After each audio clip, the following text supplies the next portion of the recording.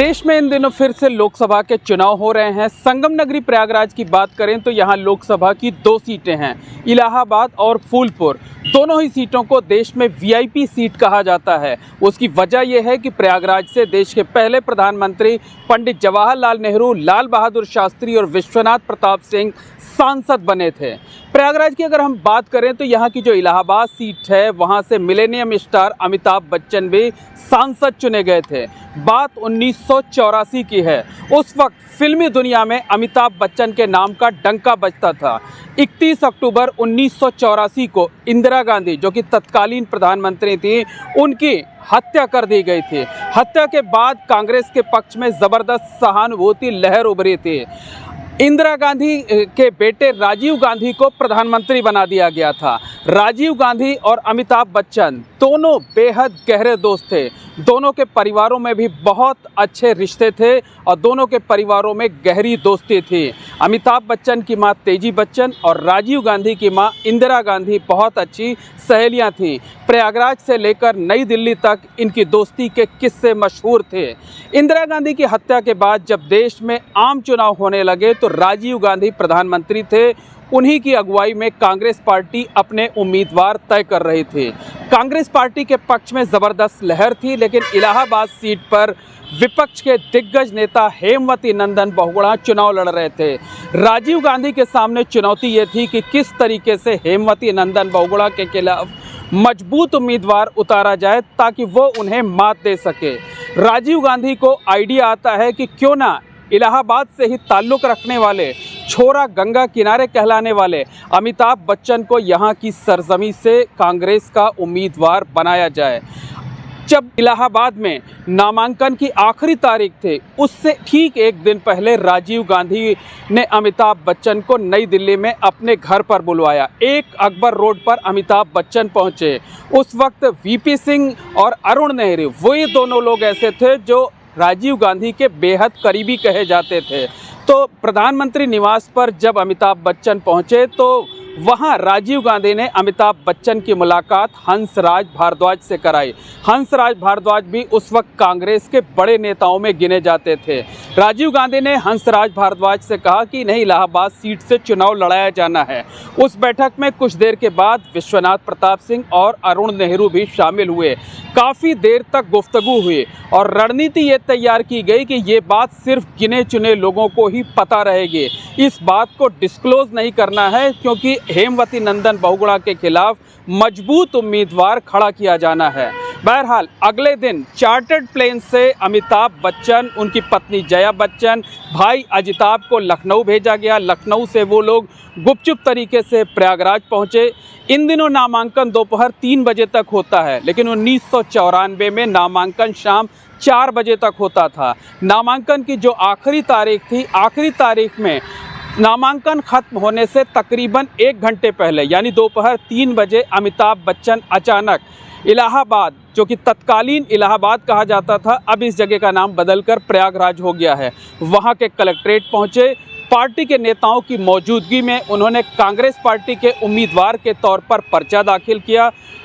अमिताभ बच्चन के चुनाव लड़ने की खबर ने पूरे देश में हलचल मचा दी। बहरहाल हेमवती नंदन बहुगुणा ने भी उनकी चुनौती को कबूल किया। नामांकन के अगले दिन प्रयागराज शहर में अमिताभ बच्चन का रोड शो होना था। ये रोड शो नेहरू गांधी परिवार के पैतृक आवास आनंद भवन से शुरू हुआ और जैसे ही आधा किलोमीटर की दूरी तय करके ये कटरा इलाके में पहुंचा, वहां लोगों का हुजूम उमड़ पड़ा। भीड़ इतनी उमड़ी कि कहीं तिल रखने की जगह नहीं बची। आसपास के जो हॉस्टल्स थे, तमाम हॉस्टल्स से छात्र उतर आए। युवा, नौजवान, बुजुर्ग, बच्चे, महिलाएं, हर कोई अमिताभ बच्चन की एक झलक पाना चाहता था। तमाम लड़कियां भी अमिताभ बच्चन की एक झलक पाने के लिए आईं और लड़कियों ने अमिताभ बच्चन पर अपने दुपट्टे फेंक दिए। हालांकि दुपट्टे तो बहुत फेंके गए, लेकिन कांग्रेस के नेताओं ने कुछ दुपट्टे इकट्ठा कर लिए थे और बाद में जब उन दुपट्टों की गिनती की गई तो 1785 दुपट्टे अकेले एक दिन के रोड शो में इकट्ठे हुए थे। उस वक्त जब अमिताभ बच्चन यहाँ प्रचार कर रहे थे तब तो ये चलन सा बन गया था। वो जहाँ भी, जिस भी इलाके में, जिस भी गांव में, जिस भी गली में, जिस भी मोहल्ले में जाते थे वहाँ लड़कियाँ अपना दुपट्टा उन पर फेंक देती थीं, कोई फ्लाइंग किस देता था, कोई साथ फ़ोटो खिंचाता था। इतना ज़बरदस्त क्रेज़ अमिताभ बच्चन का था। अमिताभ बच्चन सादगी के साथ प्रचार करते थे। एक जीप थी, जीप पर चढ़ करके वो शहर से लेकर गांव तक जाते थे और जहां भी जाते थे उनको देखने के लिए, उनको छूने के लिए, उनके साथ तस्वीर खिंचाने के लिए हज़ारों की भीड़ इकट्ठा हो जाती थी। इसी तरीके का एक किस्सा है कि चुनाव प्रचार के दौरान परेड ग्राउंड के पास हेमवती नंदन बहुगुणा की सभा चल रही थी। सामने से अमिताभ बच्चन जीप पर सवार होकर जा रहे थे, उनका काफिला जा रहा था। अचानक जो भीड़ अमिताभ बच्चन को देखने लगी, हेमवती नंदन बहुगुणा की सभा में आई थी, वो भीड़ अमिताभ अमिताभ के नारे लगाने लगे। अमिताभ बच्चन ने बड़प्पन दिखाते हुए वो अपनी जीप से उतरे, विपक्ष के यानी हेमवती नंदन बहुगुणा के मंच पर चढ़े। मंच पर चढ़कर उन्होंने बहुगुणा जी के पैर छुए और उनसे आशीर्वाद लिया। बहुगुणा जी भी इस पूरे नज़ारे को देखकर हैरान थे। उसके बाद हेमवती नंदन बहुगुणा ने अमिताभ बच्चन को माइक दे दिया और कहा कि आप इस भीड़ को संबोधित करिए और कुछ बोलिए। अमिताभ बच्चन थोड़ी देर तक खामोश रहे। उसके बाद उन्होंने माइक से सिर्फ इतना ही कहा कि आप सब मुझे वोट दीजिएगा, मुझे जिताइएगा। यानी विपक्ष के मंच पर अमिताभ बच्चन ने बहुत प्रेम के साथ कब्जा किया और विपक्ष के मंच का इस्तेमाल करके अपने लिए वोट देने की अपील कर ले। बहरहाल जब वोटिंग हो गई, काउंटिंग शुरू हुई, तो काउंटिंग उस वक्त कई जगहों पर चलती थी। काउंटिंग के पहले ही दिन जो बैलेट पेपर गिने गए, उस वक्त बैलेट पेपर से वोटिंग होती थी। तो जो नतीजे जारी किए गए, जो नतीजे घोषित हुए, जिन बैलेट पेपर की काउंटिंग की गई, बाद में ये जानकारी आई कि तकरीबन 4000 बैलेट पेपर ऐसे थे जहां पर अमिताभ बच्चन के नाम के आगे मुहर नहीं लगाई गई थी, बल्कि लड़कियों ने, युवतियों ने, महिलाओं ने अपने होठों पे जो लिपस्टिक लगी होती है उसको लगा दिया था।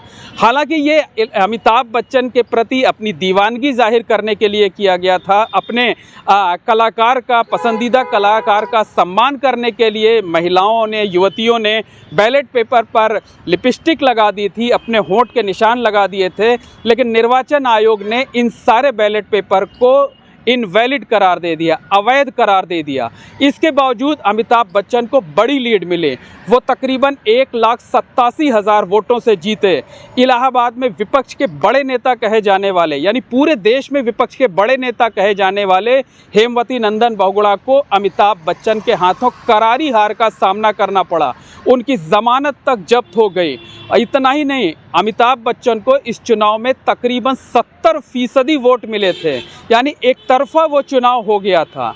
अमिताभ बच्चन बहुत लोकप्रिय सांसद हुए थे। उन्होंने यहाँ से एक इतिहास रचा था, एक रिकॉर्ड कायम किया था। हालांकि राजनीति उन्हें बहुत रास नहीं आई। इस चुनाव के तकरीबन 3 साल के बाद ही जब बोफोर्स कांड की गूंज उठी, तो उसमें राजीव गांधी के परिवार के साथ साथ अमिताभ बच्चन के परिवार का भी नाम सामने आया। आरोप अमिताभ बच्चन और उनके भाई अजिताभ बच्चन पर भी लगे। बोफोर्स कांड में नाम सामने आने के बाद अमिताभ बच्चन ने न सिर्फ इलाहाबाद संसदीय सीट से इस्तीफा दे दिया, बल्कि उन्होंने राजनीति से तौबा कर ली। तकरीबन 37 सालों का वक्त हो चुका है। उसके बाद से अमिताभ बच्चन आज तक किसी सियासी मंच पर नहीं चढ़े, ना ही उन्होंने किसी का प्रचार किया। उन्होंने राजनीति से दूरी बनाकर रख ली। कहा जा सकता है कि अमिताभ बच्चन ने लोकप्रियता का नया पैमाना यहाँ पर कायम किया था, नया रिकॉर्ड बनाया था, रिकॉर्ड वोटों से जीते थे।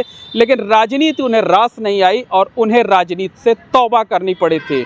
37 सालों का वक्त हो चुका है, यानी 1987 में उन्होंने लोकसभा की सदस्यता से इस्तीफा दिया, लेकिन आज तक दोबारा फिर वो किसी राजनीतिक मंच पर नहीं देखे गए।